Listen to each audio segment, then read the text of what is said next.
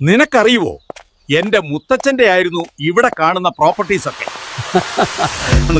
ദാനശീലനായ മുത്തച്ഛൻ അതൊക്കെ പാവപ്പെട്ടവർക്ക് വെറുതെ കൊടുത്തു. ചുമ്മാ തള്ളാതെ പോ കിളവ. പരസ്പരം കളിയാക്കി അവർ വേറൊരു പണിയും ഇല്ലാതെ നടക്കുകയായിരുന്നു. അവിടെ ബെഞ്ചിൽ വിഷമിച്ചിരുന്ന ഒരാളെ കാണാനിടയായി. അയാളുടെ പ്രശ്നം എന്താണെന്നറിയാനായി അവർ അയാളോട് ചോദിച്ചു. അല്ലെങ്കിലും വഴിയെ പോകുന്ന വള്ളികൾ പിടിക്കാൻ മിടുക്കരാണല്ലോ ഇവർ. നിങ്ങൾ എന്താ വിഷമിച്ചിരിക്കുന്നേ? എന്തേലും പ്രശ്നമുണ്ടോ? സ്വന്തം ഞാൻ കുറച്ച് വിഷമത്തിലാണ്.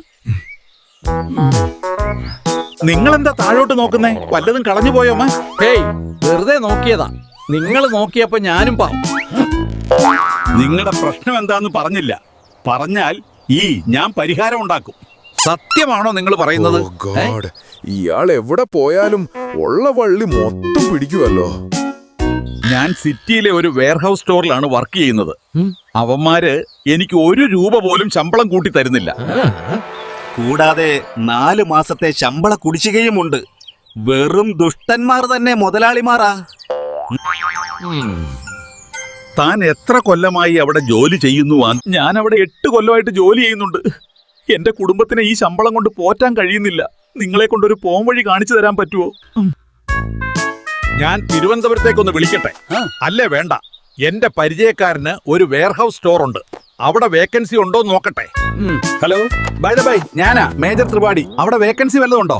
എന്റെ പരിചയക്കാരനാ. ഓക്കെ, നെക്സ്റ്റ് വീക്ക് ഞാൻ വരുന്നുണ്ട്. എനിക്ക് വിശ്വസിക്കാൻ പറ്റുന്നില്ല. ഈ കമ്പനി ഓണർ എന്റെ ഫ്രണ്ട് മേജർ കണാരനാണ്. അവിടെയുള്ളവർക്ക് വീക്കിലി ഇൻക്രിമെന്റ് അലോവൻസ് ഒക്കെ ഉണ്ട്. തികച്ചും സൂപ്പർ. ഞാൻ എല്ലാം പറഞ്ഞ് സെറ്റാക്കിയിട്ടുണ്ട്. ഇതാണ് അവരുടെ വിസിറ്റിംഗ് കാർഡ്. നിങ്ങൾക്ക് പോയി നേരിട്ട് കാണാം.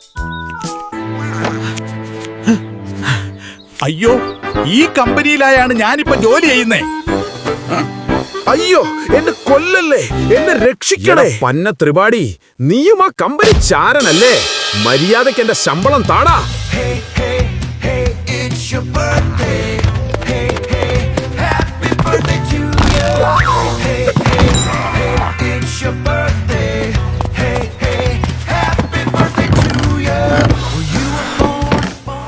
എടാ, എനിക്കൊരു ചായ മേടിച്ച് താടാ.